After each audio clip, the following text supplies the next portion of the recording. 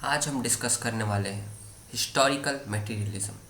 तो अगर आपने इससे पहले मेरी डायलेक्टिकल मटेरियलिज्म की वीडियो को नहीं देखा तो मैं आपसे रिक्वेस्ट करूंगा कि आप मेरे डायलेक्टिकल मटेरियलिज्म की वीडियो को ज़रूर देखें। तो आइए इस टॉपिक को स्टार्ट करते हैं। अगर कोई भी चेंज हमारे सराउंडिंग में के मैटर में होगा तो वह पूरे सोसाइटी में बदलाव लाएगा। Any change in the materialistic thing around us will bring the change in everything of the society. And this change in matter and economic condition is known as process of production. तो marks कहते हैं कि कोई भी बदलाव अगर हमारे आसपास के मैटर में होगा, अगर भौतिकवादी वस्तुओं में होगा, तो वह हमारे पूरे समाज में बदलाव लेकर आएगा। और ये जो चेंज होगा मैटर में और इकोनॉमिक कंडीशंस में, इसे हम प्रोसेस ऑफ प्रोडक्शन कहेंगे या मीन्स ऑफ प्रोडक्शन कहेंगे। सबसे पहली चीज़ मार्क्स के अनुसार जो इंसान ने की होगी इतिहास में वह होगा प्रोडक्शन। अब आखिर देखते हैं कि इंसान सबसे पहली चीज़ क्यों करेगा जो कि प्रोडक्शन है।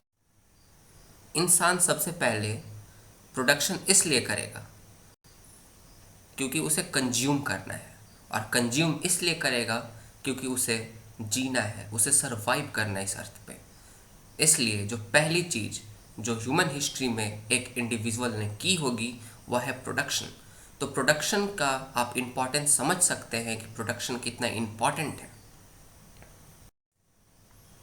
अब आगे हम देखते हैं process of production. Process of production दो पार्ट्स में बांटे जा सकते हैं, फोर्स ऑफ प्रोडक्शन और relationship of production. Force of production का मतलब है कैपेसिटी ऑफ प्रोडक्शन। आखिर एक इंडिविजुअल में कितनी कैपेसिटी है, कितनी एबिलिटी है, कितनी क्षमता है प्रोडक्शन करने में। एक वस्तु का अगर आप प्रोडक्शन कर रहे हैं, आप उस वस्तु का प्रोडक्शन कितना कर सकते हैं, that is the force of production. Relationship of production का मतलब है position of individual in the process of production. ये जो प्रोसेस है, प्रोडक्शन का प्रोसेस है, उसमें एक इंडिविजुअल का, एक इंसान का क्या पोजीशन है, क्या स्टेटस है। वह एक ओनर है या एक लेबर है, वह मालिक है अथवा श्रमिक है। यह है आपका रिलेशन ऑफ प्रोडक्शन। जो मालिक होगा उसे हैप्स कहा गया है, और जो वर्कर होगा, जो श्रमिक होगा, उसे हैप्स नॉट कहा गया है। मार्क्स कहते हैं कि जिसके पास जो कंट्रोल करेगा प्रोसेस ऑफ प्रोडक्शन को, जो भी प्रोसेस ऑफ प्रोडक्शन को कंट्रोल करेगा, जो भी प्रोसेस ऑफ प्रोडक्शन का मालिक होगा, वही पूरे सोसाइटी में पॉलिटिक्स और पावर को कंट्रोल करेगा। तो हैप्स वे लोग हैं जो कि मीन्स ऑफ प्रोडक्शन को या प्रोसेस ऑफ प्रोडक्शन को कंट्रोल करते हैं, और इस तरह से वह पावर और पॉलिटिक्स दोनों को कंट्रोल करते हैं। हैप्स नॉट वे लोग हैं जिनके पास मीन्स ऑफ प्रोडक्शन नहीं है, वह हैप्स के लिए काम करते हैं, और यह क्लास स्ट्रगल को डिनोट करता है। हैप्स की जो महत्वाकांक्षाएं हैं और जो हैप्स नॉट की महत्वाकांक्षाएं हैं, दोनों कंटेंडिंग हैं, दोनों कॉन्फ्लिक्टिंग हैं। हैप्स नॉट जो अपना स्टेटस है सोसाइटी में उसे चेंज करना चाहेगा, और हैप्स अपने स्टेटस को सोसाइटी में मेंटेन करके रखना चाहेगा, और इससे होगा क्लास स्ट्रगल। और जब क्लास स्ट्रगल शुरुआत होगा क्लास स्ट्रगल का, उसी समय से ह्यूमन हिस्ट्री की शुरुआत होगी अकॉर्डिंग टू कार्ल मार्क्स। तो हिस्टोरिकल मटेरियलिज्म का सिंपल सा मतलब है the materialistic interpretation of human history. भौतिकवादी इंटरप्रिटेशन जो किया गया है मानव इतिहास का कार्ल मार्क्स के द्वारा, that is historical materialism. Karl Marx कहते हैं ह्यूमन हिस्ट्री कुछ भी नहीं बल्कि क्लास स्ट्रगल का बहुत सारा हिस्सा है, बहुत सारे चरणों में बटा हुआ है।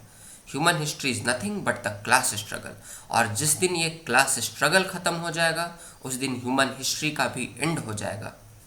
सबसे पहला जो स्टेज कार्ल मार्क्स बताते हैं that is primitive communism. Primitive communism वह स्टेज है जहाँ लाइफ बहुत ही सिंपल थी, मीन्स ऑफ प्रोडक्शन बहुत सिंपल थे, प्रोसेस ऑफ प्रोडक्शन बहुत सिंपल थे। वहाँ कोई प्राइवेट प्रॉपर्टी का कॉन्सेप्ट नहीं था, वहाँ कोई क्लास नहीं था, इसलिए वहाँ कोई क्लास स्ट्रगल नहीं था। और जहाँ कोई क्लास स्ट्रगल नहीं होगा वहाँ कोई पॉलिटिक्स नहीं होगा, because class struggle led to the foundation of politics. और सभी चीज़ें सभी को बिलोंग करती थी, एवरीथिंग बिलोंग्स टू एवरीवन। पर ये सिचुएशन तब चेंज होता है स्लेव सोसाइटी में, जब हमारा सोसाइटी दो पार्ट में डिवाइड हो जाता है। एक हो जाता है मास्टर, एक हो जाते हैं स्लेव्स। जो थोड़े मजबूत लोग थे वह लोगों को गुलाम बना लेते हैं, उनसे काम करवाना शुरू कर देते हैं। और उस समय जो स्लेवरी थी वही था means of production, process of production. तो मास्टर्स जो है सो प्रोसेस ऑफ प्रोडक्शन को कंट्रोल कर रहे हैं, उनके पास पावर है, उनके पास पॉलिटिक्स है, और वही पॉलिटिक्स को कंट्रोल कर रहे हैं। अब हम आगे देखेंगे स्लेव्स वे लोग हैं जो कि प्रोसेस ऑफ प्रोडक्शन को कंट्रोल नहीं करते, जो कि डिप्राइव्ड क्लासेस है, जो कि हैप्स नॉट है। यहाँ प्राइवेट प्रॉपर्टी इमर्ज करता है और यहाँ हम क्लास स्ट्रगल देख सकते हैं। मार्क्स ये भी कहते हैं जो कि स्टेट है, जो राज्य है, राज्य मास्टर्स का देन है, राज्य हैप्स ने बनाया। राज्य हैप्स इसलिए बनाते हैं ताकि वह जो एक्सप्लॉयटेशन कर रहे हैं हैप्स नॉट का उसे लीगलाइज कर सके और अपने प्राइवेट प्रॉपर्टी को प्रोटेक्ट कर सके, अपने इंटरेस्ट को सिक्योर कर सके। तो मार्क्स ये भी कहते हैं कि ये जो स्टेट है वह भी एक हैप्स नॉट की इंस्टीट्यूशन है जिसे नहीं होना चाहिए, because state is the biggest source of exploitation of HEPS not. आगे हम बात करेंगे फ्यूडल सोसाइटी की। नेचर ऑफ प्रोडक्शन बदल जाता है। जो पहले स्लेवरी हुआ करता था स्लेव सोसाइटी में, उससे एग्रीकल्चर पे शिफ्ट हो जाता है। और जो लैंड है वह सबसे प्रोमिनेंट फॉर्म हो जाती है प्रोसेस ऑफ प्रोडक्शन की। और जो भी इस लैंड को कंट्रोल करेगा वह हैप्स कहलाएगा, और जो उस लैंड पे काम करेगा वह हैप्स नॉट कहलाएगा।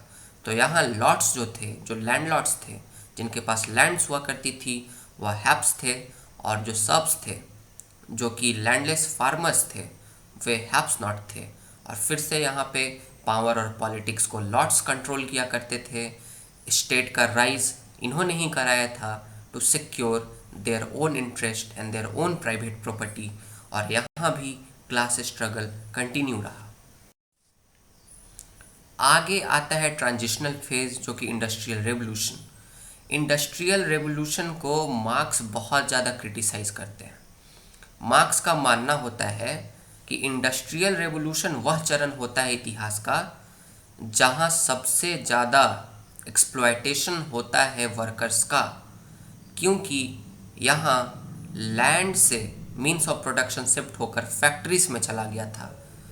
और जो लोग पहले काम किया करते थे बेचारे एक्सप्लॉयटेड थे, मानते हैं, पर कम से कम उन्हें काम मिलता था। पर अब नहीं मिल रहा काम, क्योंकि जो काम है, जो मानव का काम है, उसे मशीनों ने हथिया लिया है। अब सारे कार्य मशीन से ही हो जाते हैं, मानव की आवश्यकता नहीं पड़ रही। लेबर्स को एलिनिएट कर दिया गया है, लेबर्स को हटा दिया गया है या प्रोडक्शन के जो प्रोसेस है उससे। और इससे लेबर्स का कंडीशन और ज़्यादा बुरा हो गया है, हैप्स नॉट का कंडीशन और ज़्यादा बुरा हो गया है। और इससे कैपिटलिस्ट सोसाइटी का राइज होता है। इंडस्ट्रियल रेवोल्यूशन से कैपिटलिस्ट सोसाइटी फिर से दो वर्गों में बांटी गई है, बुर्जुआस जो हैप्स हैं जो कि इंडस्ट्रीज़ के मालिक हैं, और प्रोलेटेरिएट जो कि हैप्स नॉट हैं जो कि वर्कर हैं, जो कि उन फैक्ट्रीज़ में काम करते हैं। उनकी स्थिति बहुत ही दयनीय हो गई है। पर मार्क्स ये भी कहते हैं कि जो कैपिटलिस्ट सिस्टम है इसमें खुद इसे नष्ट करने का कीड़ा है। कैपिटलिस्ट सिस्टम में खुद इसे नष्ट करने वाला कीड़ा हमेशा से है, क्योंकि कैपिटलिस्ट सिस्टम में बहुत ज़्यादा कंपटीशन होता है। एक्सट्रीम कंपटीशन के रूल पे कैपिटलिस्ट सिस्टम चलता है, और ये जो एक्सट्रीम कंपटीशन है यह डिससेटिस्फैक्शन की भावना ला देगी पूरे सोसाइटी में। अब डिससेटिस्फैक्शन की भावना कैसे आएगी? तो जो रिसोर्सेस हैं वह कुछ ही हाथों में सीमित हो जाएंगे। जो लार्ज सेक्शन ऑफ सोसाइटी है वह बेरोजगार रह जाएगी, और गरीब और अमीर में आपका जो गैप है वह बढ़ता रहेगा। और यह जो सिचुएशन होगा कैपिटलिस्ट सिस्टम के द्वारा, ये कॉम्पिटिटिव सिस्टम के द्वारा यह एक रेवोल्यूशन लाएगा कैपिटलिस्ट सोसाइटी में। रेवोल्यूशन हैप्स नॉट करेंगे जो कि थक गए हैं एक्सप्लॉयटेशन को सह के, जो गरीबी है उससे तंग आ चुके हैं, जो कैपिटलिस्ट ने एक्सप्लॉयट किया, जो बुर्जुआस ने एक्सप्लॉयट किया है उन्हें, उससे बहुत ज़्यादा तंग आ चुके हैं। वह एक रेवोल्यूशन लेकर आएंगे, वह एक क्रांति लेकर आएंगे, और क्रांति में अंततः हैप्स नॉट की जीत होगी, अर्थात प्रोलेटेरिएट दैट इज़ वर्कर की जीत होगी। वर्कर की जीत इसलिए होगी क्योंकि उनकी जनसंख्या ज़्यादा है, वह 90% है, जबकि जो कैपिटलिस्ट हैं दैट इज़ ओनली अराउंड 10%। और दूसरा सबसे महत्वपूर्ण बात जिसके कारण वर्कर्स की जीत होगी वह है जितने भी प्रोसेस ऑफ प्रोडक्शन है, जितने भी मीन्स ऑफ प्रोडक्शन है that are meaningless without them. क्योंकि मशीन्स है, हम मानते हैं कि मशीन बेस्ड प्रोडक्शन स्टार्ट हो गया है, पर फिर भी उसमें कुछ वर्कर्स की आवश्यकता पड़ेगी, और जब वर्कर्स नहीं होंगे वहाँ, जो थोड़े बहुत वर्कर की आवश्यकता है, तो उससे जो मशीन है वह किसी काम की नहीं होंगी, और इस तरह से प्रोडक्शन बैठ जाएगा, चौपट हो जाएगा, और कैपिटलिस्ट भी कुछ नहीं कर पाएंगे। और इस तरह से रेवोल्यूशन में, कैपिटलिस्ट सोसाइटी में जो रेवोल्यूशन होगा उसमें हैप्स नॉट की जीत होगी। अब हैप्स नॉट की जीत होने से डिक्टेटरशिप ऑफ प्रोलेटेरिएट का एस्टैब्लिशमेंट होगा। जो हैप्स नॉट मतलब वर्कर, और वर्कर को कार्ल मार्क्स प्रोलेटेरिएट कहते हैं। तो ये जो प्रोलेटेरिएट है, जो हैप्स नॉट है, इनकी सत्ता स्थापित होगी। यह मीन्स ऑफ प्रोडक्शन को कंट्रोल करेंगे, ये डिस्ट्रीब्यूट करेंगे लोगों में, जो भी गुड्स होंगी, जो भी कमोडिटीज़ होंगी, इनके अनुसार डिस्ट्रीब्यूशन होगी। वहाँ स्टार्टिंग में कैपिटलिस्ट क्लास होगा, पर धीरे धीरे उन्हें इकोनॉमी से रिमूव कर दिया जाएगा। सोसाइटी में मीन्स ऑफ प्रोडक्शन जो है वह हर एक इंडिविजुअल के द्वारा, पूरे सोसाइटी के द्वारा कलेक्टिव रूप में उसे कंट्रोल किया जाएगा। वहाँ कोई भी प्राइवेट प्रॉपर्टी नहीं रहेगा। वहाँ ऐसी सोसाइटी होगी जो कि इक्वालिटी के प्रिंसिपल पे रहेगी।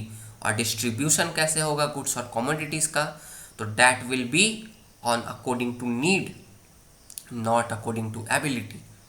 जो डिस्ट्रीब्यूशन होगा गुड्स और कमोडिटीज़ का, वह क्षमता के अनुसार नहीं बल्कि ज़रूरत के अनुसार होगा। अर्थात अगर एक रिक्शे वाला को पेट भरने के लिए 5,000 चाहिए, और एक IAS ऑफिसर को भी पेट भरने के लिए अगर 5,000 या 7,000 चाहिए, तो उसे भी 5,000 या 7,000 दिया जाएगा। उसे अपने क्षमता के हिसाब से पैसे नहीं मिलेंगे, उसे ज़रूरत के हिसाब से पैसे मिलेंगे। और मैं मानता हूँ यही रीज़न है जिससे पूरी दुनिया ने ये जो कम्युनिस्ट आइडियोलॉजी है इसे एक्सेप्ट नहीं किया, क्योंकि यहाँ एबिलिटी को तवज्जो नहीं दिया जाता, यहाँ नीड को तवज्जो दिया जाता है। चलिए जो भी हो, तो डिस्ट्रीब्यूशन इस तरह से होगा। और आखिरी में कम्युनिज्म का स्टेज आएगा। ग्रेजुअली जो कैपिटलिस्ट क्लास है उन्हें रिमूव कर दिया जाएगा। जब कैपिटलिस्ट क्लास को रिमूव कर दिया जाएगा तो वहाँ कोई क्लास नहीं बचेगा, सब बराबर होंगे, वहाँ कोई क्लास स्ट्रगल नहीं होगा। And according to Karl Marx, history is nothing but the class struggle. अगर क्लास स्ट्रगल नहीं होगा तो इतिहास का अंत हो जाएगा, वहाँ कोई इतिहास नहीं होगा। और जब कोई क्लास नहीं है तो कोई पॉलिटिक्स नहीं होगा, क्योंकि कोई क्लास स्ट्रगल नहीं है, और क्लास स्ट्रगल ही पॉलिटिक्स को जन्म देता है। और जब पॉलिटिक्स ख़त्म हो जाएगा तो राज्य ख़त्म हो जाएगा, स्टेट ख़त्म हो जाएगा, और एक स्टेटलेस और क्लासलेस समाज की, एक राज्य विहीन और वर्ग विहीन समाज की स्थापना होगी। और यह स्वर्ग होगा हमारे धरती पर, और यह होगा हमारा कम्युनिज्म। तो दोस्तों, अगर आपको ये वीडियो पसंद आई तो मेरे चैनल को लाइक करें और सब्सक्राइब करें मेरे चैनल को। धन्यवाद दोस्तों।